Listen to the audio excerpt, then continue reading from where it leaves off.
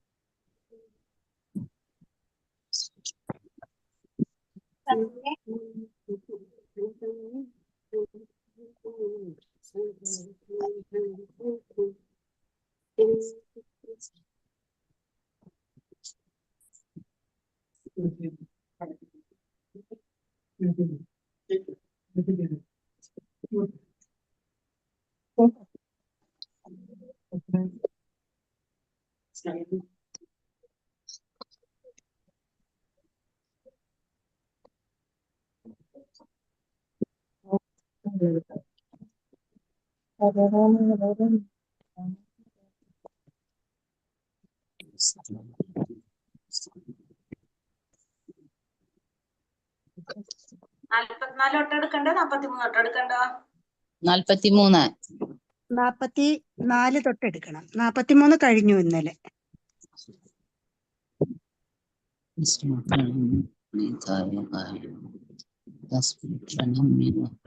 കൃഷ്ണ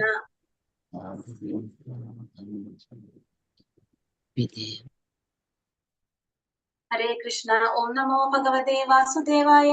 ഓം നമോ ഭഗവതേ വാസുദേവായ. ഓം നമോ ഭഗവതേ വാസുദേവായ. ഓം അജ്ഞാനതിമിരാന്ധസ്യ ജ്ഞാനാഞ്ജനാശലാകയ ചക്ഷുരുന്മീലിതം യേന തസ്മൈ ശ്രീഗുരവേ നമഃ.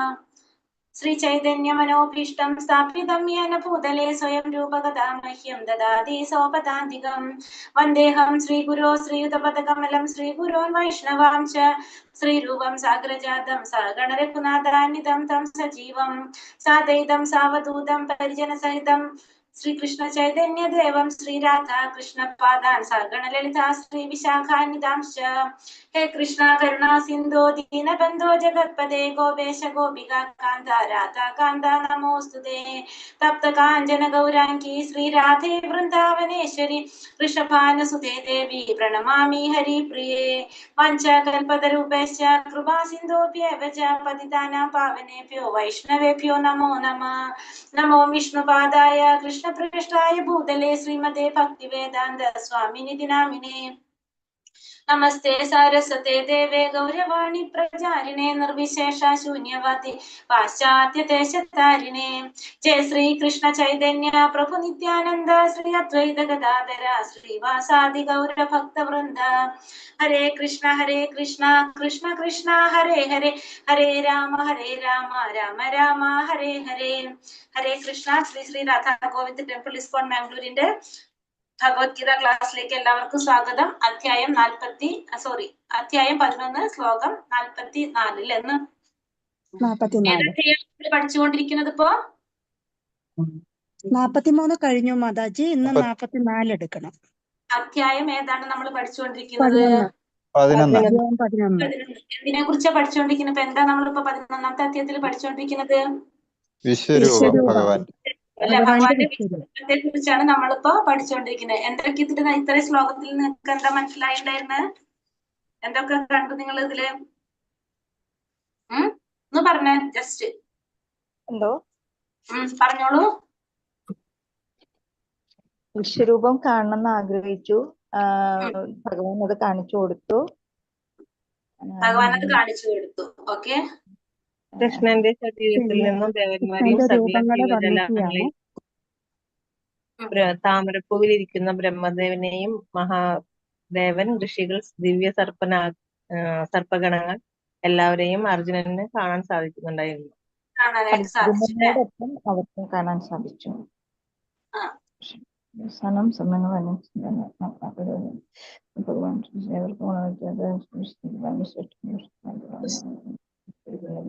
പിന്നെ ലാസ്റ്റ് 43ാമത്തെ ശ്ലോകത്തിൽ എന്ത് വന്ന് നിൽക്കുന്നത്? ഇപ്പോ എന്താ മനസ്സിലായത്?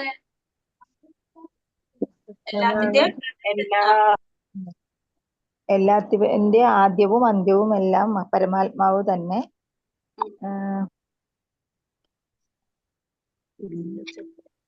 അത് മൂന്ന് ലോകങ്ങളിലും എല്ലാ അങ്ങേക്കാൾ ശക്തികളുടെയും ശ്രേഷ്ഠനായിട്ട് കേന്ദ്രം ഭഗവാനാണ്. ഭഗവാൻ തന്നെയാണ്. ഭഗവാന് തുല്യനായിട്ടോ ഭഗവാന് സമനായിട്ടോ വേറെ ആരും തന്നെ ഇല്ല അല്ലെ. മൂന്ന് ലോകങ്ങളിലേക്കും ശ്രേഷ്ഠനാണ് ആര്? ഭഗവാൻ എന്ന് പറയണം. അങ്ങയേക്കാൾ ശ്രേഷ്ഠനായിട്ട് ഈ മൂന്ന് ലോകങ്ങളിലും ആരും ഇല്ല എന്നാ പറഞ്ഞത് അല്ലെ. 43-ാമത്തെ ശ്ലോകത്തിൽ വന്നിട്ട് 42 അർജുനൻ ക്ഷമ പറയണതാണ് ഭഗവാനോട്. വെച്ചാല് ഞാൻ യാദവ കൃഷ്ണ അങ്ങനെയൊക്കെ വിളിച്ച് അങ്ങയുടെ മഹത്വം അറിയാതെ പ്രണയം കൊണ്ടോ എന്തെല്ലാം പറഞ്ഞിട്ടുണ്ടോ അതിനൊക്കെ കളിയിലും എന്തെങ്കിലും പിഴവ് പറ്റിയിട്ടെങ്കിൽ ക്ഷമിക്കണം. അത്ര നല്ലൊരു ഇതായിട്ട് കണ്ടിട്ടേ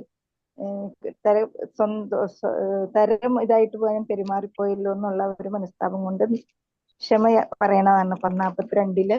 പിന്നെ 43-ലാണ് ആത്മീയ ഭൗതിക ലോകങ്ങളിൽ ഒരിടത്തും കൃഷ്ണന് തുല്യനോ കൃഷ്ണനേക്കാൾ വലിയവനായി ആരുമില്ല. അപ്പൊ എന്താ നമുക്ക് മനസ്സിലായത്? അർജുനൻ ആദ്യം താഴെയാണ്. അതെ, അർജുനൻ ആ ഫ്രണ്ട്ഷിപ്പ് പോലെ അല്ലെ, സുഹൃത്ത് എന്നുള്ള രീതിയിലാണ് ആദ്യം ഭഗവാനെ സംബോധന ചെയ്ത് സംസാരിച്ചുകൊണ്ടിരുന്നത്. അപ്പൊ ഒരു എന്താ കൊടുത്തിട്ടുണ്ടായിരുന്നില്ല, അത്രയും ഭയങ്കര വിലയൊന്നും കൊടുത്തിട്ടുണ്ടായിരുന്നില്ല. ഇപ്പൊ നമ്മൾ സുഹൃത്തുക്കളായിട്ട് സംസാരിക്കുമ്പോൾ ഉണ്ടാവുന്ന ഒരു റിലേഷൻ ഉണ്ടല്ലോ, അങ്ങനെയൊക്കെയായിരുന്നു സംസാരിച്ചത്. പക്ഷെ ഭഗവാന്റെ ഈ രൂപം കണ്ടപ്പോ അർജുനന് പ്രയാസമായി അല്ലേ. എത്രയോ ബഹുമാനിക്കേണ്ട. അതെ, ഭഗവാനെ കുറിച്ച് മനസ്സിലാക്കിയപ്പോ അർജുനന് വിഷമാവാണ്. കാരണം ഇങ്ങനത്തെ ആരെയാണ് ഭഗവാനെ ഇപ്പൊ നമുക്ക് മനസ്സിലായി. 43-ാമത്തെ ശ്ലോകത്തിൽ പറയുകയും ചെയ്തിട്ടുണ്ടായിരുന്നില്ല. അപ്പൊ അങ്ങനത്തെ ഒരു വ്യക്തിയോടാണ് അർജുനൻ ഇങ്ങനെയൊക്കെ സംസാരിച്ചത് എന്ന് ആലോചിച്ചിട്ട് അർജുനന് വിഷമായി. അപ്പൊ അർജുനൻ ഭഗവാനോട് മാപ്പ് പറയാണ് അല്ലെ. 42 ശ്ലോകം 42 രണ്ടാമത്തെ ശ്ലോകം. ഇനി 44-ാമത്തെ ശ്ലോകത്തിലേക്ക് കടക്കാം നമുക്ക്. നിങ്ങൾ വായിക്കുന്നുണ്ടോ ആരെങ്കിലും? ഹരേ കൃഷ്ണ. വായിക്കട്ടെ മാതാജി. തസ്മാത് പ്രണമ്യ പ്രണിതായ കായം പ്രസാദയേത്വാമഹമീശമീഢ്യം പിതേവ പുത്രസ്യ സഖേവ സഖ്യോ പ്രിയ പ്രിയായാർഹസി ദേവ സോഢും. ഹരേ കൃഷ്ണ. ഹരേ കൃഷ്ണ മാതാജി. സകല ജീവജാലങ്ങൾക്കും ആരാധ്യനായ ഭഗവാനെ, അങ്ങയെ ഞാൻ സാഷ്ടാംഗം പ്രണമിക്കുന്നു.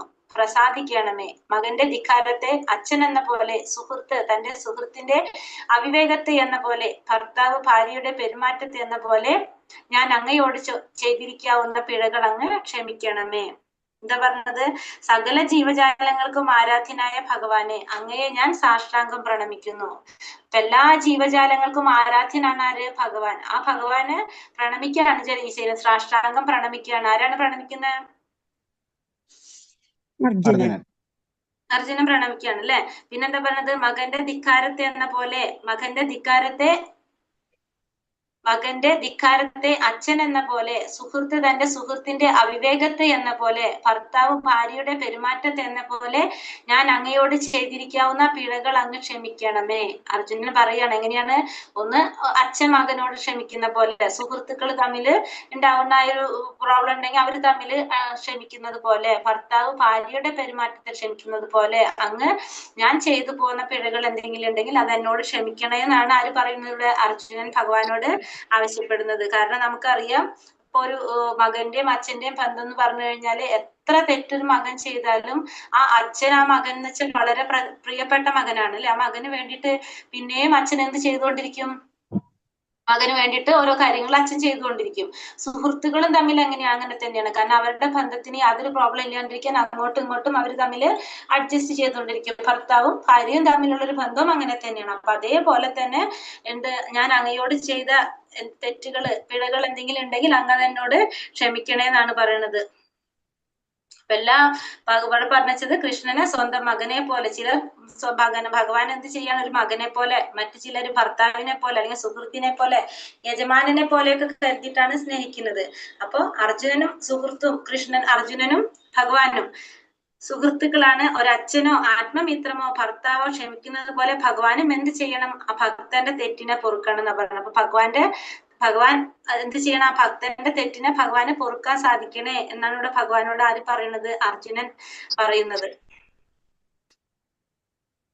ഹരേ കൃഷ്ണ. ശ്ലോകം വായിക്കുണ്ടോ? അദൃഷ്ടപൂർവം ഋഷിപ്തോ അസ്മി ദുഷ്ടാ ഭയേന ച പ്രവർത്തിതം മനോ മേ തദേവ മേ ദർശയ ദേവരൂപം പ്രസീദ ദേവേശ ജഗന്നിവാസ. ഹരേ കൃഷ്ണ. ഹരേ കൃഷ്ണ മാതാജി. Thank you Mataji. മുമ്പ് കാണാത്ത ഈ വിശ്വരൂപം കണ്ടിട്ട് ഞാൻ സന്തുഷ്ടനായിരിക്കുന്നു. അതേ സമയത്ത് തന്നെ എന്റെ മനസ്സ് ഭയാകുലവുമാണ്. അതുകൊണ്ട് പ്രപഞ്ചത്തിന് ആശയമായ ദേവദേവ വീണ്ടും മുമ്പുണ്ടായിരുന്ന രൂപം തന്നെ സ്വീകരിക്കുവാൻ കഴിവുണ്ടാവണമേ. അപ്പൊ അർജുനൻ എന്താ പറയണത്? മുമ്പ് കാണാത്ത ഈ വിശ്വരൂപം കണ്ടിട്ട് ഞാൻ സന്തുഷ്ടനായിരിക്കുന്നു. അർജുനന് ഭഗവാന്റെ വിശ്വരൂപം കണ്ടപ്പോ ഭയങ്കര സന്തോഷം തോന്നി. അതേ സമയം തന്നെ അർജുനന്റെ മനസ്സിൽ എന്തുണ്ടാണ്? ഭയാകുലമാണ്, ഭയം ഉണ്ടാകാണ്. അതുകൊണ്ട് പ്രപഞ്ചത്തിന് ആശ്രയമായിരിക്കില്ലേ, ആശ്രയമായ ദേവദേവ, പ്രപഞ്ചത്തിന് ആശ്രയമായിട്ടുള്ള ദേവ എന്താണ്, വീണ്ടും മുമ്പുണ്ടായിരുന്ന രൂപം തന്നെ സ്വീകരിക്കാൻ കനിവുണ്ടാവണമേ. ഇപ്പൊ ഏത് രൂപത്തിലാണ് നിൽക്കണ ഭഗവാൻ? വിശ്വരൂപം. വിശ്വരൂപത്തില് ഇവിടേക്ക് എത്തിയോ? വിരാട് രൂപം. വിരാട് രൂപം. ഓക്കെ, ശംഖുചക്ര കഥാപത്മമായിട്ട്. ഒരു സെക്കൻഡ്. കാലരൂപത്തിലേക്ക് വന്നോ? കാലരൂപം വന്നിട്ടില്ല.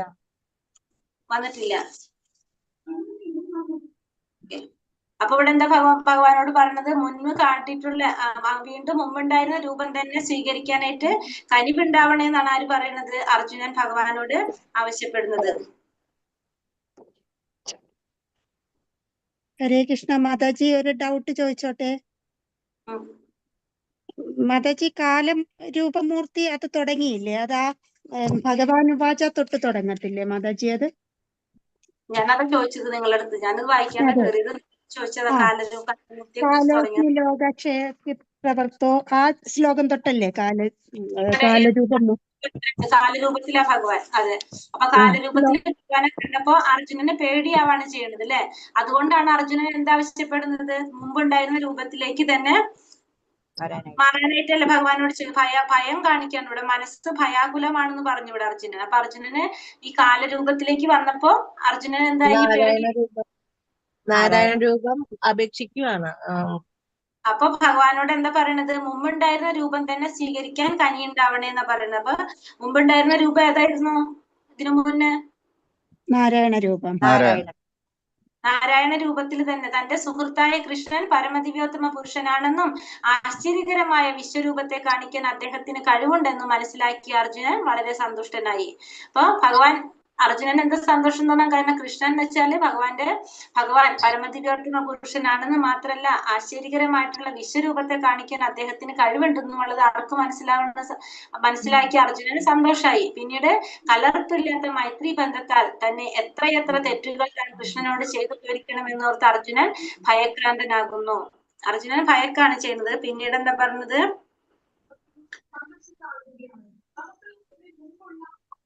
ഇനി ഭഗവാൻ അർജുനനോട് ഭഗവാന്റെ നാരായണ രൂപം കാണിക്കാനായിട്ട്, ചതുർഭുജ രൂപത്തിൽ ഭഗവാനെ കാണിക്കാനായിട്ട് അർജുനൻ ഭഗവാനോട് ആവശ്യപ്പെടുകയാണ് അല്ലെ ഇവിടെ. ഇതിലെന്താ പറയണത്? ഇനി ഭഗവാനോട് പറയാണ് മുമ്പ് ഉണ്ടായിരുന്ന രൂപം തന്നെ കാണിക്കാനായിട്ട് കനിവുണ്ടാവണേ. അതായത് ഭഗവാന്റെ ഏത് രൂപമാണ്? നാരായണ രൂപം. ശംഖുചക്ര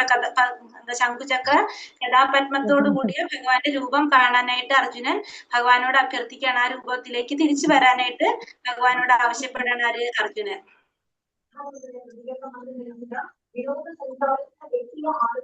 46 വായിക്കട്ടെ?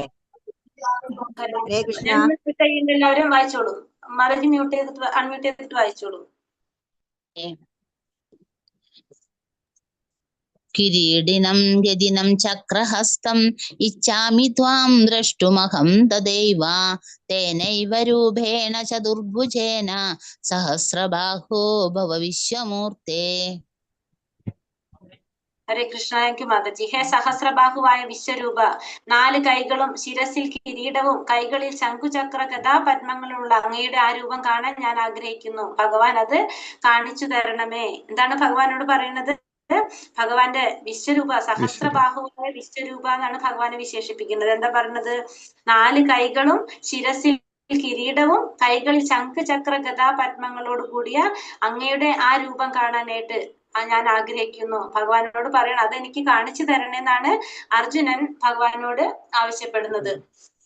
കൃഷ്ണൻ ആദ്യനായ പരമപുരുഷനാണെന്നും മറ്റെല്ലാ മൂർത്തികളും അദ്ദേഹത്തിൽ നിന്ന് ഉത്ഭവിച്ചതാണെന്നുമുള്ള ഭാഗവത സിദ്ധാന്തത്തെ ഈ ശ്ലോകം സംശയാതീതമായി സ്ഥിരീകരിക്കുന്നു. അപ്പൊ എന്താണ്, ഭഗവാനാണ് ആദ്യനായിട്ടുള്ള ആദിമ പുരുഷനാണ് ആര്? ഭഗവാൻ. ഭഗവാനാണ് ആദിമ പുരുഷനാണ് ഭഗവാൻ എന്നും മറ്റെല്ലാ മൂർത്തികളും ആരെന്താണ് അദ്ദേഹത്തിൽ നിന്ന് ഉത്ഭവിച്ചതാണ്. അദ്ദേഹത്തിൽ നിന്ന്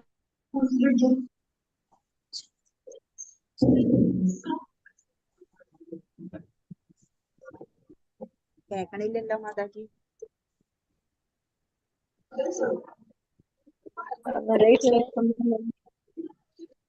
കേൾക്കണില്ല.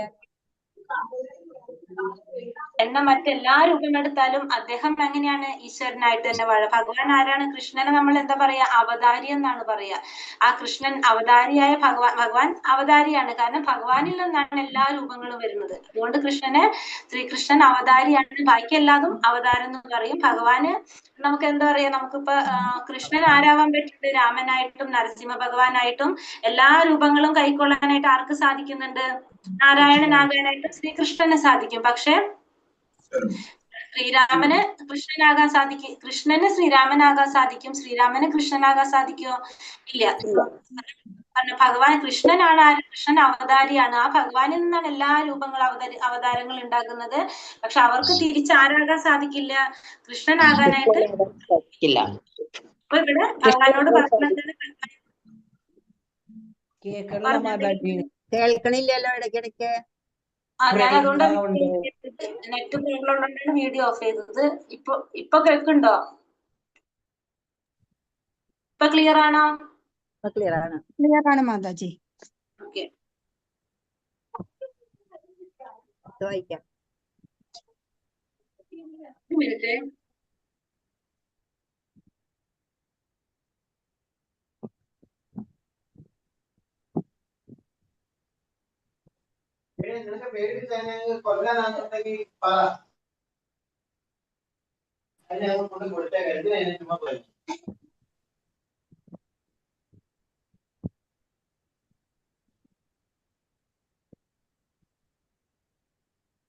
ഹരേ കൃഷ്ണ. സോറി.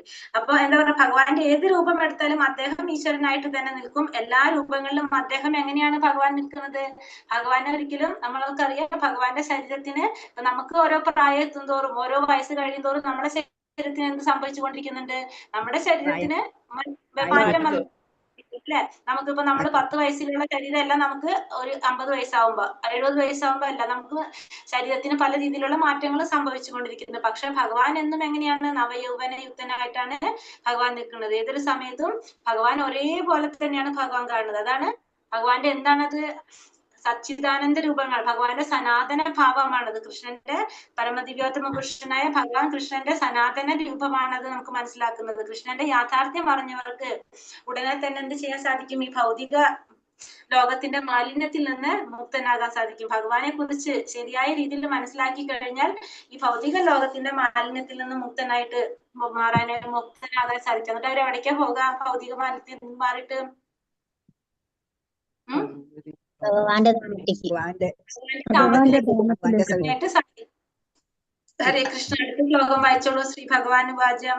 ശ്രീ ഭഗവാനുവാച മയാ പ്രസന്നേന തവാർജുനേദം രൂപം പരം ദർശിതമാത്മയോഗാത് തേജോമയം വിശ്വമനന്തമാദ്യം യന്മേ തദന്യേന ന ദൃഷ്ടപൂർവം. കൃഷ്ണ. ഹരേ കൃഷ്ണ. Thank you Mataji. ശ്രീ ഭഗവാൻ പറഞ്ഞു, ഹേ അർജുന, നിന്നിൽ സന്തുഷ്ടനായ ഞാൻ അന്തരംഗ ശക്തിയാൽ ഭൗതിക പ്രപഞ്ചത്തിൽ അന്തർഹിതമായ എന്റെ ഈ വിശ്വരൂപം കാട്ടിത്തന്നു. ആദിമവും അവസാനമില്ലാത്തതും തേജോമയവുമായ ഇത് നീ ഒഴികെ ആരും മുമ്പ് കണ്ടിട്ടില്ല. ഭഗവാൻ എന്താ പറഞ്ഞവിടെ? നിന്നിൽ സന്തുഷ്ടനായിട്ടുള്ള ഞാൻ അന്തരംഗ ശക്തിയാൽ ഭൗതിക പ്രപഞ്ചത്തിൽ അന്തർഹിതമായ എന്റെ ഈ വിശ്വരൂപം കാട്ടിത്തന്നു. ആരുടെ ശക്തിയിലാണ് പറഞ്ഞത്? അന്തരംഗ ശക്തി. ഭഗവാന്റെ അന്തരംഗ ശക്തി ആരാണ്? രാധാറാണി. രാധാറാണിയാണ് ഭഗവാന്റെ അന്തരംഗ ശക്തി. ബഹിരംഗ ശക്തി ആരാണ്?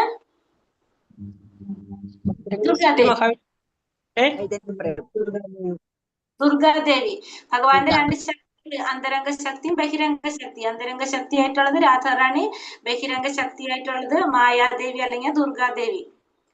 യോഗമായ എന്നും കൂടി നമ്മൾ ഇതിനെ പറയും, രാധാറാണിയെ നമുക്ക് പറയാം. മറ്റേത് മഹാമായ. അപ്പൊ ഭൗതിക പ്രപഞ്ചത്തിൽ അന്തർഹിതമായ എന്റെ ഈ വിശ്വരൂപം കാട്ടിത്തന്നു.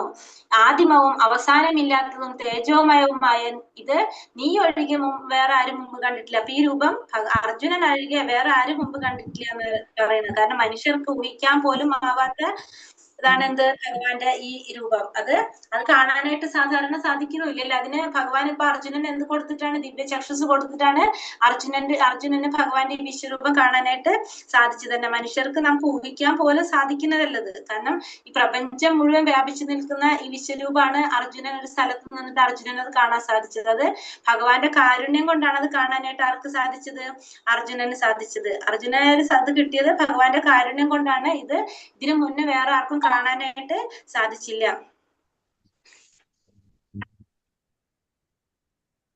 അർജുനന്റെ പ്രത്യക്ഷമായ വിശ്വരൂപം സ്വർഗലോകങ്ങളിലും ബഹിരാകാശങ്ങളിലും വാഴുന്ന ഭക്തന്മാർക്കും കാണാൻ ഇടവന്നു. അവർ മുമ്പൊരിക്കലും ഇത് കണ്ടിട്ടില്ലായിരുന്നു. അർജുനൻ കാരണം അവർക്ക് അതിനൊരു സന്ദർഭം ലഭിച്ചു. അപ്പോൾ ഇവിടെ വേറെ പറഞ്ഞ അർജുനന് പ്രത്യക്ഷമായിട്ടുള്ള ഈ വിശ്വരൂപം സ്വർഗലോകങ്ങളിലും ബഹിരാകാശങ്ങളിലും വാഴുന്ന ഭക്തന്മാർക്കും കൂടി കാണാനായിട്ട് ഇടവന്നു എന്നാ പറയുന്നത്. അപ്പൊ ശിഷ്യ പരമ്പരയിലെ ഭഗവത് ഭക്തന്മാർക്കും കൃഷ്ണന്റെ കനിവ് കൊണ്ട് അർജുനന് കാണാൻ സാധിച്ച ആ വിശ്വരൂപം കാണാനായിട്ട് കഴിഞ്ഞു.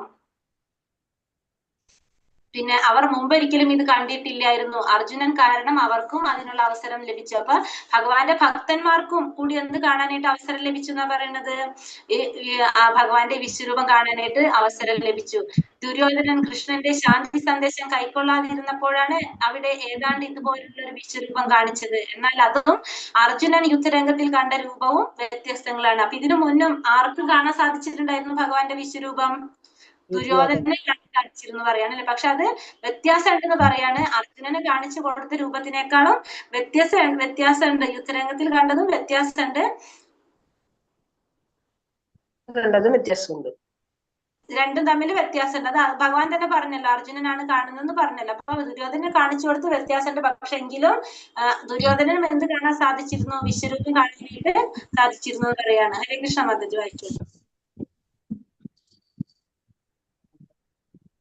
ഹരേ കൃഷ്ണ. ന വേദയജ്ഞാധ്യയനേർന്ന ദാനയ നജക്രിയാഹ് ന തപോഭിരുഗ്രഹി ഏവൻ രൂപശക്യാഹം ത്രിലോകേ ദ്രഷ്ടും ത്വദന്യേന ഗുരുപ്രവീര. ഹരേ കൃഷ്ണ. ഹരേ കൃഷ്ണ. താങ്ക് യു പ്രഭു. ഹേ കുരുശ്രേഷ്ഠ, എന്റെ ഈ വിശ്വരൂപം നീ അല്ലാതെ മറ്റാരും ഇതുവരെ കണ്ടിട്ടില്ല. വേദാധ്യയനം, യജ്ഞാനുഷ്ഠാനം, ദാനം, തപസ് എന്നിവ കൊണ്ടോ പുണ്യകർമ്മങ്ങൾ കൊണ്ടോ ഭൗതിക ലോകത്തിൽ ആർക്കും എന്റെ ഈ രൂപം ദൃശ്യമാവില്ല.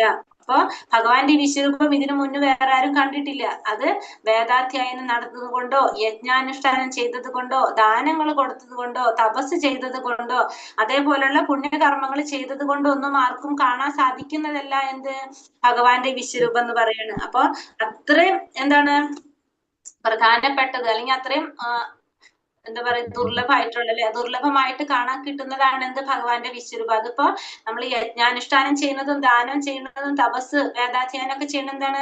ഇതൊക്കെ നമുക്ക് പുണ്യകർമ്മങ്ങൾ പുണ്യത്തിന് ഫലം കിട്ടാനായിട്ടാണ്, പുണ്യഫലങ്ങൾ അനുഭവിക്കാൻ വേണ്ടിയിട്ട്, അല്ലെങ്കിൽ ഭഗവാനെ കുറിച്ച് അറിയാൻ വേണ്ടിയിട്ടാണ് നമ്മൾ ഇതൊക്കെ ചെയ്തുകൊണ്ടിരിക്കുന്നത്.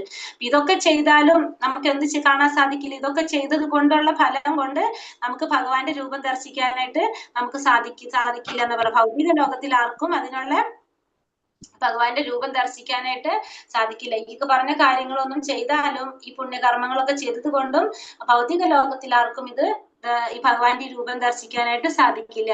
ആർക്കാണ് ദിവ്യ ദർശനം സാധ്യമാവുക? ഒരു ദേവന്റെ നിലയിലെത്തിയവർക്ക് ദിവ്യ ദൃഷ്ടി കൈവരും. അപ്പൊ ദിവ്യ ദർശനം കാണാനായിട്ട് സാധാരണക്കാർക്ക് ആർക്കും എന്ത് ചെയ്യാൻ സാധിക്കില്ല? ഭഗവാന്റെ ഈ ദിവ്യ ദർശനം കാണാനായിട്ട് സാധിക്കില്ല. ഒരു ദേവന്റെ നിലയിലെത്തിയാൽ മാത്രമേ എന്ത് ചെയ്യാൻ സാധിക്കുള്ളൂ? ദിവ്യദൃഷ്ടി കാണാനായിട്ട് സാധിക്കുള്ളൂ. അപ്പൊ ഇനി ആരാണ് ദേവൻ? വിഷ്ണു ഭക്തന്മാരാണ് ദേവന്മാർ എന്ന് വേദ സിദ്ധാന്തമുണ്ട്. അപ്പൊ ദേവന്മാർക്ക് മാത്രമേ, ദേവന്മാരുടെ ആ അവസ്ഥയിലേക്ക് എത്തിക്കഴിഞ്ഞാൽ, ആ ഒരു പൊസിഷനിലേക്ക് ഉയർന്നാൽ മാത്രമേ നമുക്ക് എന്ത് സാധിക്കുള്ളൂ? ദിവ്യദൃഷ്ടി കൈവരുമെന്ന് പറയണം. അപ്പൊ ആരാണ് ദേവൻ? ദേവൻ എന്ന് പറഞ്ഞാല് വിഷ്ണു ഭക്തന്മാരെയാണ് ദേവൻ എന്ന് പറയുന്നത്. വിഷ്ണു ഭക്തന്മാരെന്ന് പറഞ്ഞാൽ എങ്ങനെയായിരിക്കും? അപ്പൊ വിഷ്ണു ഭക്തന്മാരെന്ന് പറഞ്ഞാൽ എങ്ങനെയുള്ളവരാണ്? ഭഗവാന് വിഷ്ണു ഭക്തന്മാര്. നമ്മളൊക്കെ വിഷ്ണു ഭക്തന്മാരാണോ? അതെ അതെ മാതാജി. അതെ. അപ്പൊ നമുക്കിപ്പോ ഭഗവാന്റെ രൂപം കണ്ട് നമുക്ക് ദർശിക്കാൻ സാധിക്കുമോ വിശ്വരൂപം? ഇല്ല. ഇല്ല. അപ്പൊ അത് വിഷ്ണു നമുക്ക് ഭക്തൻ നമുക്ക് പറയാൻ പറ്റില്ല. അത്രയും ലെവൽ എത്തിയിട്ടില്ല. ഇല്ല. വിഷ്ണു ഭഗവാന്റെ ഭക്തന്മാരെന്ന് പറഞ്ഞാൽ എങ്ങനെയാണ്? ഭഗവാനില് പൂർണ്ണമായിട്ട് വിശ്വസിക്കുന്നവര്, ഭഗവാൻ അല്ലാതെ വേറെ ആശ്രയം ഇല്ലാന്ന് വിശ്വസിക്കുന്നവര്, ഏതൊരു സാഹചര്യത്തിലും ഭഗവാൻ കൂടെ ഉണ്ടാകുന്ന വിശ്വാസമുള്ളവരാണ് ഭക്തന്മാര്. നമുക്ക് അങ്ങനെയാണോ? നമ്മള് ഭഗവാനിൽ വിശ്വസിക്കുന്നെങ്കിൽ നമ്മൾ അപ്പുറത്ത് ദേവിയുടെ അടുത്ത് പോയിട്ട് പ്രാർത്ഥിക്കുവോ? നമ്മൾ ഇപ്പുറത്ത് ഗണപതിയുടെ അടുത്ത് പോയിട്ട് പ്രാർത്ഥിക്കുവോ? ഉണ്ടോ? ചെയ്യോ നമ്മള്? നമുക്കറിയണില്ല നമുക്ക് ആരാണ് നമുക്ക് സഹായിക്കുന്നത് അല്ലെ. നമുക്കായി വിശ്വാസം വന്നിട്ടില്ല ഇപ്പോഴും, നമ്മളെ മനസ്സില് അത് വന്നിട്ടില്ല. നമ്മളൊക്കെ ഭക്തി പ്രാക്ടീസ് ചെയ്യുന്നവരാ. നമ്മളെല്ലാവരും എന്താണ്, നമുക്ക് ഭക്തി ഉണ്ടാവാൻ വേണ്ടി നമ്മളത് പ്രാക്ടീസ് ചെയ്യുന്നവരാണ്. നമുക്കിപ്പോ അതൊന്നും മനസ്സിലാവില്ല. അത് നമ്മുടെ ഭക്തന്മാരൊന്നല്ല, ഭക്തി പ്രാക്ടീസ് ചെയ്യുന്നവരാണ്. ഭഗവാന്റെ ഭക്തന്മാരെന്ന് പറഞ്ഞാൽ എന്താണ്? 100% കൃഷ്ണാവബോധമുള്ളത്. അതായത് ഏതൊരു സമയത്തും നമ്മൾ 24 മണിക്കൂർ നമ്മൾ പറയുകയാണെങ്കിൽ ഏതൊരു സമയത്തും ഭഗവാനെ കുറിച്ച് മാത്രം ചിന്തിക്കുന്നവര്, ചെയ്യുന്ന ഓരോ പ്രവൃത്തികളും ഭഗവാന് വേണ്ടി സമർപ്പിച്ച് ചെയ്യുന്നവര്, ഒരു സെക്കൻഡ് പോലും അവർക്ക് ഭഗവാനെ ചിന്തിക്കാതിരിക്കാൻ സാധിക്കില്ല. അങ്ങനെയുള്ളവരാണ് ആര്? ഭക്തന്മാരെന്ന് പറയുന്നത്. വിശുദ്ധ ഭക്തന്മാരെന്ന് പറയുന്നത് 1%, ഒരു സെക്കൻഡ് പോലും അവർക്ക് ഭഗവാനെ കുറിച്ച് ചിന്തിക്കാതെ ഇരിക്കാൻ സാധിക്കില്ല. അവരുടെ സ്മരണയിൽ മുഴുവൻ ആര് തന്നെയായിരിക്കും? ഭഗവാൻ തന്നെയായിരിക്കും. അവരാണ് ഭക്തന്മാരെന്ന് പറയുന്നത്. നമ്മളെല്ലാം ഭക്തി പ്രാക്ടീസ് ചെയ്യുന്നവരാ. ഹരേ കൃഷ്ണ. ശ്ലോകം വായിച്ചു. വിമൂഢഭാവോ ദൃഷ്ട്വാ രൂപം ഘോരമീതൃന്മത്തെ മേദം വ്യാപേദഭിപ്രീതമനാ പുനസ്ത്വം തദേവ മേ രൂപമിദം പ്രപശ്യ. ഹരേ ഹരേ കൃഷ്ണ. എന്റെ ഈ പീപൽസ് രൂപം കണ്ടിട്ട് നീ അസ്വസ്ഥനാവുകയും സംഭ്രാന്തനാവുകയും ചെയ്തു. അത് ഇതോടെ തീരട്ടെ. എന്റെ ഭക്തനായ നീ ഇനി സ്വസ്ഥത കൈവരിക്കൂ. ശാന്തമനസ്കനായി നിനക്കിപ്പോൾ നീ ആഗ്രഹിക്കുന്ന രൂപം കാണാം. അപ്പൊ നീ ഇപ്പൊ ഈ പീപൽസ് രൂപം കണ്ടപ്പോ നിനക്ക് എന്ത് വന്നു? പേടി വന്നു അല്ലെ? സംഭ്രാന്തനായി അസ്വസ്ഥനായി ചെയ്യും. അത് ഇതോടെ തീരട്ടെ. ഇനി നിനക്ക് എന്താണ്? നീ സ്വസ്ഥത കൈവരിക്കൂ. നിനക്ക് ഇപ്പോൾ നീ ആഗ്രഹിക്കുന്ന രൂപം നിനക്ക് കാണിച്ചു തരാന്ന് ഭഗവാനോട് അർജുനനോട് പറയാണ്. ദുര്യോധനാദികൾ കുരുസദസ്സിൽ വെച്ച് പാഞ്ചാലിയെ വസ്ത്രാക്ഷേപം ചെയ്തപ്പോൾ ഭീഷ്മരും ദ്രോണരും നിശബ്ദരായിരുന്നത് കൊണ്ട് സ്വകർത്തവ്യം നിറവേറ്റാതിരുന്ന ആ ഗുരുജനങ്ങൾ ബധിരാണെന്നും കൃഷ്ണൻ പറഞ്ഞു. ഒരു ഭക്തന് വിശ്വരൂപ ദർശനത്തിൽ താല്പര്യമില്ല. അത് ഒരാളിൽ പ്രേമഭാവനകൾ കൈമാറുവാൻ സഹായകമല്ല. അപ്പൊ ഭഗവാൻ ഇത് പറഞ്ഞത് മുകളിൽ പറഞ്ഞിരിക്കുന്ന പോയിന്റ് എന്താണ്? ദുര്യോധനാദികളിലെ ഗുരുസദസ്സിൽ വെച്ചിട്ട് പാഞ്ചാലിയെ വസ്ത്രാക്ഷേപം ചെയ്യുന്ന സമയത്ത് ഭീഷ്മരും ദ്രോണരൊക്കെ എന്താ ചെയ്ത്? അവര് പിതാമഹന്മാരാണ്, അവര് ഗുരുക്കന്മാരാണ്. എന്നിട്ട് അവരും എന്ത് ചെയ്തു? അവര് തെറ്റ് ചെയ്യുന്നത് കണ്ടിട്ടടക്കം അവരവിടെ നിശബ്ദരായിട്ടിരിക്കുക ചെയ്തത്. അവരവരുടെ കർത്തവ്യം നിറവേറ്റാതിരിക്കുക ചെയ്തത്. കാരണം അവർക്കത് തെറ്റാണെന്ന് പറയാനടക്കം ആര് തയ്യാറായില്ല? ഇവര് തയ്യാറായില്ല. അപ്പൊ അതുകൊണ്ട് അവര് ഗുരുജനങ്ങളാണെന്ന് പറഞ്ഞാലും അവര് ബദ്ധ്യരാണെന്നാണ് ഭഗവാൻ പറഞ്ഞിട്ടുണ്ടായിരുന്നത്. നമ്മൾ നേരത്തെ കണ്ടിട്ടുണ്ടാവും അത്. പിന്നെ ഒരു ഭക്തന് ഭഗവാന്റെ വിശ്വരൂപ ദർശനത്തിൽ ഒരിക്കലും താല്പര്യം ഉണ്ടാവില്ല. കാരണം ഭക്തന് ഏത് രൂപമാണ് ആഗ്രഹം? എപ്പോഴും കാണാനായിട്ട് ഭഗവാനെ എങ്ങനെ ദർശിക്കാനാണ് ആഗ്രഹം ഭക്തന്മാർക്ക്? ശ്യാമസുന്ദര രൂപം. സുന്ദര രൂപത്തിൽ ഭക്തന്മാർ എപ്പോഴും ആഗ്രഹിക്കുന്നത് ഭഗവാന്റെ ഏത് രൂപം കാണാനാണ്? ശ്യാമസുന്ദര രൂപം കാണാനാണ് ആഗ്രഹിക്കുന്നത്. ഒരു ഭക്തൻ ഒരിക്കലും വിശ്വരൂപം കാണാനായിട്ട് ആഗ്രഹിക്കുന്നില്ല. കാരണം അവർക്ക് ഇഷ്ടം, ഭക്തന്മാർക്ക് എപ്പോഴും ഇഷ്ടം ഏതാണ്? ഭഗവാനെ ആ കൃഷ്ണരൂപത്തിൽ ആരാധിക്കാനായിട്ട്. ഇപ്പൊ സേവനം ചെയ്ത് പ്രമപൂർവ്വം ഭക്തി സേവനങ്ങളൊക്കെ ചെയ്ത് ഭഗവാന്റെ ശ്രീകൃഷ്ണ രൂപത്തിൽ ദിവ്യനായിട്ടുള്ള ഭഗവാന്റെ രൂപത്തിൽ ദർശിക്കാനാണ് ഭക്തന്മാരെപ്പോഴും ആഗ്രഹിക്കുന്നത്. ഹരേ കൃഷ്ണ. അടുത്ത ഭാഗം വായിച്ചു. സഞ്ജയ ഉവാച ഇത്യർജുനം വാസുദേവസ്തതോക്ത്വാ സ്വകം രൂപം ദർശയാമാസ ഭൂയഃ ആശ്വാസയാമാസ ച പീതമേനം ഭൂത്വാ പുനഃ സൗമ്യവപൂർമഹാത്മാ. ഹരേ കൃഷ്ണ. Thank you Mataji. ഇപ്പൊ എന്താ പറഞ്ഞത്? ഇത് സഞ്ജയൻ പറയാണ്, ധൃതരാഷ്ട്രോട് സഞ്ജയൻ പറയാണ്, ഇങ്ങനെ അർജുനനോട് പറഞ്ഞിട്ട് പരമദിവ്യോത്തമ പുരുഷനായ കൃഷ്ണൻ തന്റെ യഥാർത്ഥമായ ചതുർഭുജ രൂപം കാണിച്ചു. പിന്നീട് ഭീതനായിരുന്ന അർജുനന് ധൈര്യം വരുത്തുവാനായി ഇരു കൈകളോട് കൂടിയ തന്റെ സാധാരണ രൂപം കൈക്കൊള്ളുകയും ചെയ്തു. അപ്പൊ അർജുനൻ സഞ്ജയൻ പറയാണ്, ധൃതരാഷ്ട്രോട് പറയാണ്, അർജുനനോട് ഇത് പറഞ്ഞിട്ട് ഭഗവാൻ എന്ത് ചെയ്തു? ഭഗവാൻ കൃഷ്ണൻ തന്റെ രൂപം യഥാർത്ഥമായിട്ടുള്ള ചതുർഭുജ രൂപം കാണിച്ചു കൊടുത്തു. അത് കഴിഞ്ഞിട്ട് ഭീതനായിരുന്ന അർജുനന് ധൈര്യം വരുത്തുവാനായിട്ട് ഇരു കൈകളോട് കൂടിയ തന്റെ സാധാരണ രൂപം കാണിച്ചു കൊടുത്തു. അപ്പൊ ഭഗവാന്റെ സാധാരണ രൂപമാണ് ഏത് പറഞ്ഞത്? ഭഗവാന്റെ ഇരു കൈകളോട് കൂടിയ ശ്യാമസുന്ദര രൂപം.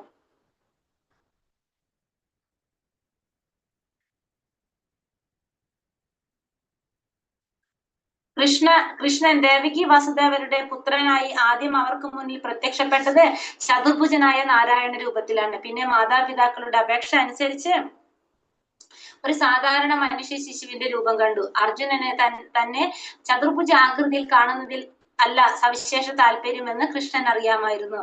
അപ്പൊ നമുക്കറിയാവുന്നതാണ് അല്ലെ, ഭഗവാൻ ദേവകി വസുദേവരുടെ പുത്രനായിട്ട് ജന്മം കൊടുത്തപ്പോ എന്താണ്, ഫസ്റ്റ് തന്നെ നാരായണ രൂപത്തിലാണ് അവതരിച്ചത്. നാരായണ രൂപത്തിൽ വന്ന് പിന്നെ ദേവകിയുടെ അപേക്ഷ മാനിച്ചിട്ടാണ് സാധാരണമായിട്ടുള്ള മനുഷ്യരൂപം കണ്ടത്. അതുകൊണ്ട് അങ്ങനെയാണ് പറഞ്ഞത്. ചതുർഭുജ രൂപത്തിൽ കാണാനല്ല ഇഷ്ടമുണ്ടായിരുന്നത്. അതുകൊണ്ട് ഭഗവാൻ ആരായിട്ട് എന്ത് തന്നു? മനുഷ്യരൂപത്തിൽ, ദ്വിഭുജ രൂപത്തിലായിട്ട് ഭഗവാൻ വരാണ് ചെയ്യുന്നത്. അങ്ങനെ അതാണ് ചെയ്തത്. അപ്പൊ ഭഗവാൻ അവതരിച്ച സമയത്ത് ചതുർഭുജത്തിലാണ് വന്നത്, പുത്രനായിട്ട് വന്നത്. പക്ഷെ അതിനുശേഷം മാതാപിതാക്കളുടെ അപേക്ഷ അനുസരിച്ച് സാധാരണ ഒരു മനുഷ്യ ശിശുവായിട്ട് രൂപം കൊള്ളുകയാണ് ചെയ്യുന്നത്. പിന്നെ അത് മാത്രമല്ല, അർജുനന് തന്റെ ഏത് രൂപം കാണാനാണ് ഇഷ്ടം എന്ന് ആർക്കറിയാം? ഭഗവാൻ അറിയായിരുന്നു. ചതുർഭുജ രൂപത്തിലല്ല, കൃഷ്ണനായിട്ട് എങ്ങനെയാണ് ദ്വിഭുജ രൂപത്തിൽ കാണാനാണ് അർജുനൻ ആഗ്രഹിക്കുന്നതും ആർക്ക് മനസ്സിലാവുന്നുണ്ട്? കൃഷ്ണന് അറിയായിരുന്നു അല്ലെ.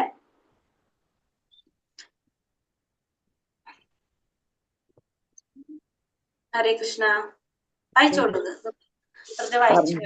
അർജുനോവാച ദൃഷ്ടേദം മാനുഷം രൂപം തവ സൗമ്യം ജനാർദ്ദന ഇദാനിമസ്മി സംവൃത്ത സചേതാ പ്രത്യംക്യതാ. ഹരേ കൃഷ്ണ. Thank you Babaji. കൃഷ്ണനെ ഇങ്ങനെ സ്വന്തം രൂപത്തിൽ കണ്ടപ്പോൾ അർജുനൻ പറഞ്ഞു, ജനാർദ്ദന, അങ്ങയുടെ അത്യന്ത സുന്ദരമായ ഈ മാനുഷികാകാരം കണ്ടിട്ട് ഇപ്പോൾ ഞാൻ മനസ്സിലായി, എന്റെ മനസ്സ് ശാന്തമായി. അർജുനൻ എന്താ പറയുന്നത്? ജനാർദ്ദന, അങ്ങയുടെ അതിസുന്ദരമായ ഈ മാനുഷികാകാരം കണ്ടിട്ട്. ഭഗവാൻ ഇപ്പൊ ഏത് രൂപത്തിലാണ് കണ്ടുകൊണ്ടിരിക്കുന്നത് അർജുനൻ? സാധാരണ രൂപത്തിൽ, അതായത് കൃഷ്ണന്റെ രൂപത്തില് ശ്യാമസുന്ദര രൂപത്തിലാണ് കണ്ടുകൊണ്ടിരിക്കുന്നത്.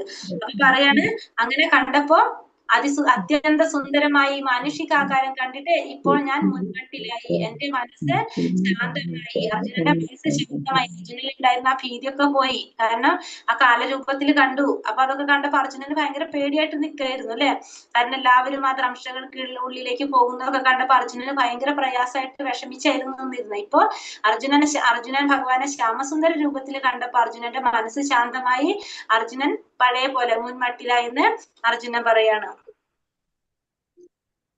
കൃഷ്ണൻ വെറുമൊരു മനുഷ്യനാണെന്നും അദ്ദേഹത്തിലുള്ള നിർഗുണ ബ്രഹ്മമാണ് ഗീത ഉപദേശിക്കുന്നതെന്നും ഊന്നി പറയുന്നവർ വായനക്കാരെ വഴിതെറ്റുകയാണെന്നും അത് ഏറ്റവും വലിയ അനീതിയാണെന്നും ചതുർഭുജനായ നാരായണ രൂപവും കൈക്കൊണ്ട കൃഷ്ണൻ എങ്ങനെ ഒരു സാധാരണ മനുഷ്യനെന്ന് പറയാനായിട്ട് സാധിക്കും? നമുക്കറിയാവുന്നതാണല്ലേ, ഭഗവാൻ സാധാരണ മനുഷ്യർക്ക് ഒരിക്കലും എന്ത് കാണിക്കാൻ സാധിക്കില്ല? വിശ്വരൂപം കാണിക്കാൻ സാധിക്കില്ല, ചതുർഭുജ രൂപം കാണിക്കാൻ സാധിക്കില്ല, ദ്വിഭുജ രൂപത്തിൽ കൃഷ്ണനായിട്ട് വരാനായിട്ട് സാധിക്കില്ല. അപ്പൊ അത് ആ പറയുന്നത് തെറ്റാണ്. നമുക്കറിയാം, ഭഗവാൻ അങ്ങനെ ഒരു വ്യക്തി ആയതുകൊണ്ട് അല്ലെ, പരമദിവ്യോത്തമ പുരുഷൻ ആയതുകൊണ്ടാണ് ഭഗവാൻ എന്ത് കാണിക്കാൻ സാധിക്കുന്നത്? വിശ്വരൂപവും ചതുർഭുജ രൂപവും നാരായണ രൂപവും ഒക്കെ കൈക്കൊള്ളാനായിട്ട് സാധിക്കുന്നത്. സാധാരണ ഒരു മനുഷ്യനാന്ന് നമുക്ക് പറയാൻ സാധിക്കില്ല. പകൽ വെളിച്ചം പോലെ വ്യക്തമാണ് ഭഗവത്ഗീതയിലെ ഉപദേശങ്ങൾ. മൂഢന്മാരായ ഭാഷ്യക്കാരുടെ ദീപനാളങ്ങൾ അവയ്ക്ക് ആവശ്യമില്ല. ഹരേ കൃഷ്ണ. ഹരേ കൃഷ്ണ. ശ്രീ ഭഗവാനുവാച സുദുർദശമിദം രൂപം ദൃഷ്ടവാനസി യന്മമ ദേവോപ്യസ്യ രൂപസ്യ നിത്യം ദർശനകാംക്ഷിണഃ. ഹരേ കൃഷ്ണ. ഭഗവാൻ പറഞ്ഞു, പ്രിയ അർജുന, നീ ഇപ്പോൾ കണ്ടുകൊണ്ടിരിക്കുന്ന എന്റെ ഈ രൂപം കാണുവാൻ ഏറെ പ്രയാസമുള്ളതാണ്. ദേവന്മാർക്ക് പോലും പ്രിയതരമായ ഈ രൂപത്തെ കാണാൻ അവസരം അപ്പൊ നീ ഇപ്പൊ കണ്ടുകൊണ്ടിരിക്കുന്ന എന്റെ രൂപം വളരെ എന്താ പറയുക, സുദൂർദർശനം എന്നാ പറഞ്ഞല്ലേ, സുദൂർദർശമിതം എന്നാ പറഞ്ഞത്. അത്രയും എന്താ പറഞ്ഞ ദർശിക്കാനായിട്ട് പ്രയാസമുള്ള രൂപമാണ്. സുദൂർദർശമിതം രൂപം എന്നാ പറഞ്ഞോട്. ഏറ്റവും ദർശിക്കാൻ ബുദ്ധിമുട്ടുള്ള പ്രയാസമുള്ള രൂപമാണ് നീ ഇപ്പൊ കണ്ടുകൊണ്ടിരിക്കുന്നത്. ഏത് രൂപത്തിലാണ് കണ്ടുകൊണ്ടിരിക്കുന്നത്? ഇപ്പോ ദേവന്മാർക്ക് പോലും ഈ രൂപത്തെ കാണാനായിട്ട് അവസരം, ദേവന്മാര് പോലും എന്താണ് ഭഗവാന്റെ ഈ രൂപത്തെ കാണാനായിട്ട് അവസരം പാർത്തു കഴിയാണ്. ഏത് രൂപത്തിലാണ് ഇപ്പൊ ദർശനം കൊടുത്തിരിക്കുന്നത് അർജുനന് ഭഗവാൻ? നാരായണ രൂപത്തിൽ. നാരായണ രൂപത്തിലാണ് ഇപ്പൊ ദർശനം കൊടുത്തിരിക്കുന്നത്. അവിടെ നിന്ന് പോകുന്നു നമ്മള്.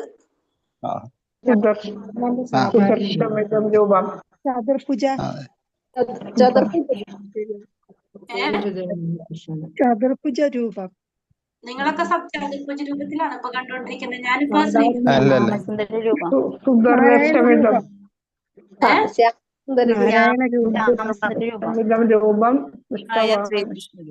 ഏത് രൂപത്തിലാന്ന് പറഞ്ഞേ? ശ്യാമസുന്ദര രൂപം. ഏത് രൂപമാണ് ശ്യാമസുന്ദര രൂപം എന്ന് പറയുന്നത്? രണ്ട് കൈകളോടുകൂടിയ, രണ്ട് കൈകളുള്ള ശ്രീകൃഷ്ണനായിട്ട് ഇപ്പൊ കണ്ടുകൊണ്ടിരിക്കുന്നത്. നമ്മൾ നാരായണ രൂപമൊക്കെ കഴിഞ്ഞു. ഇപ്പൊ സുദൂർദർശമിതം രൂപം. ഈ രൂപം വളരെ എന്താണ് കാണാനായിട്ട് ഏറ്റവും പ്രയാസമുള്ള രൂപമാണെന്ന് പറയുന്നത്. ഏതാണ്? ഭഗവാന്റെ ദ്വിഭുജനായിട്ടുള്ള രൂപത്തില്, കൃഷ്ണനായിട്ടുള്ള രൂപത്തെയാണ് പറയുന്നത്. ദേവന്മാർക്ക് പോലും കാണാനായിട്ട് പ്രയാസമാണ്. അവര് ഭഗവാന്റെ ഈ രൂപത്തെ കാണാനായിട്ട് അവസരം പാത്തു കഴിയാണെന്ന് പറയുന്നത്. ഈ രൂപം കാണാനായിട്ട് നമ്മൾ എന്തൊക്കെ പറഞ്ഞ പോലെ സത്കർമ്മങ്ങൾ ചെയ്യുക, പുണ്യപ്രവർത്തികൾ ചെയ്തുകൊണ്ട് അല്ലെങ്കിൽ യജ്ഞങ്ങളൊക്കെ അനുഷ്ഠിച്ചുകൊണ്ടൊന്നും ഭഗവാന്റെ ഈ രൂപം കാണാനായിട്ട് സാധിക്കണമെന്നില്ല. അതുകൊണ്ടാണ് ഇതിനെ സുദൂർദർശൻ എന്നാണ് ഈ രൂപത്തിനെ കുറിച്ച് പറയുന്നത്. അവജാനന്തി മാ മൂഢ മനുഷീം തനുമാശ്രിതം തന്നെ അപഹസിക്കുന്ന മൂഢന്മാർക്ക് കൃഷ്ണൻ ദൃശ്യനല്ല. നമ്മൾ 9ാമത്തെ അധ്യായത്തിൽ 11ാമത്തെ ശ്ലോകത്തിൽ പറയുന്നുണ്ട്. ഭഗവാനെ കുറിച്ചുള്ള ഭൗതിക നിഗമനം, പ്രഭവശാലിയെങ്കിലും കൃഷ്ണന് ഭൗതിക ശരീരം സ്വീകരിക്കേണ്ടി വന്നു. ഇങ്ങനെ ചിന്തിക്കുന്നവരുടെ ഭൗതിക സൃഷ്ടിയിൽ പരമസത്യം നിർഗുണമാണ്. ഭഗവാനെ കുറിച്ചുള്ള ഊഹാപോഹങ്ങൾ, കൃഷ്ണനേക്കാൾ വിശ്വരൂപത്തിന് ജ്ഞാനാന്വേഷികൾ പ്രാധാന്യം നൽകുന്നു. അപ്പൊ ഈ ശ്ലോകത്തിന് പറയുന്നതാണ്, നമ്മളിപ്പോ പറഞ്ഞു ഭഗവാന്റെ ഈ രൂപം ദർശിക്കാനായിട്ട് ദേവന്മാര് പോലും വന്ന് കാത്തു നിൽക്കാണ് ഈ രൂപം കാണാനായിട്ട്. അവർക്ക് പോലും കാണാനായിട്ട് അവസരം പാർത്തു നിൽക്കാണ്. അവർക്ക് പോലും കാണാൻ പ്രയാസമുള്ളതാണ് ഭഗവാന്റെ ഏത് രൂപം? ശ്രീകൃഷ്ണനായിട്ടുള്ള, അതായത് ശ്യാമസുന്ദര രൂപം. തപസ് ചെയ്താലോ വേദപഠനം നടത്തിയാലോ ഭക്തി സാധന ഉണ്ടെങ്കിൽ, ഭക്തിയുടെ സാധനയൊക്കെ ഉണ്ടെങ്കിൽ പോലും അവർക്ക് വിശ്വരൂപം കാണാൻ സാധിച്ചെന്ന് വരാം. പക്ഷെ ഭഗവാന്റെ ഈ ദ്വിഭുജ രൂപത്തിൽ ഭഗവാനെ ദർശിക്കാനായിട്ട് കാണാനായിട്ട് സാധിക്കണമെന്നില്ല. അത് പ്രയാസമുള്ള രൂപമാണ്. ബ്രഹ്മാവായിക്കോട്ടെ, ശിവനായിക്കോട്ടെ, മറ്റുള്ള ദേവന്മാരായിക്കോട്ടെ, അവർക്കൊന്നും എളുപ്പത്തിൽ ദർശിക്കാൻ സാധിക്കുന്ന രൂപമല്ല ഭഗവാന്റെ ശ്രീകൃഷ്ണ രൂപത്തില്. അതുകൊണ്ട് നമുക്കറിയാം ഭഗവാൻ എന്താണ്, ഭഗവാന്റെ അമ്മ ദേവകി മാതാവ് ഗർഭത്തിൽ ഭഗവാൻ ഇരിക്കുന്ന സമയത്ത്, ഭഗവാൻ അവതരിക്കേണ്ട സമയമായപ്പോ ആ അത്ഭുതം കാണാനായിട്ട്, ഭഗവാൻ ഇപ്പോ ദ്വിഭുജധാരിയായിട്ട് അവതരിക്കുന്ന വിചാരിച്ച ആ അത്ഭുതം കാണാനായിട്ട് എല്ലാ ദേവീ ദേവന്മാരും സ്വർഗത്തിൽ നിന്ന് ഇറങ്ങി വന്നു എന്നാ പറയുന്നത്, ഭാഗവതത്തിൽ പറയുന്നത്. അത്രയും എന്താണ് എല്ലാവർക്കും കാണാൻ പ്രയാസമുള്ള രൂപമാണ് ഭഗവാന്റെ ശ്രീകൃഷ്ണ രൂപം, ദ്വിഭുജനായിട്ടുള്ള ഭഗവാന്റെ രൂപം. ഹരേ കൃഷ്ണ. അടുത്ത ശ്ലോകം വായിച്ചോളൂ. ഹരേ കൃഷ്ണ. നാഹം വേദേന തപസാ നാദാനേന ന ചേജ്യയാ ശക്യ ഏവം വിദോ ദ്രഷ്ടും ദൃഷ്ടവാനസി മാം യഥാ. ഹരേ കൃഷ്ണ. ഹരേ കൃഷ്ണ മാതാജി. Thank you Mataji. അതീന്ദ്രിയ ദൃഷ്ടിയാൽ നീ കാണുന്ന ഈ രൂപം വേദാധ്യയനം കൊണ്ടോ തപശ്ചര്യ കൊണ്ടോ ദാനയജ്ഞാദികളാലോ കൈവരിക്കാവുന്നതല്ല. അവയൊന്നും കൊണ്ടല്ല എന്റെ ഈ യഥാർത്ഥ രൂപം ഒരാൾക്ക് പ്രത്യക്ഷമാവുന്നത്. അപ്പോ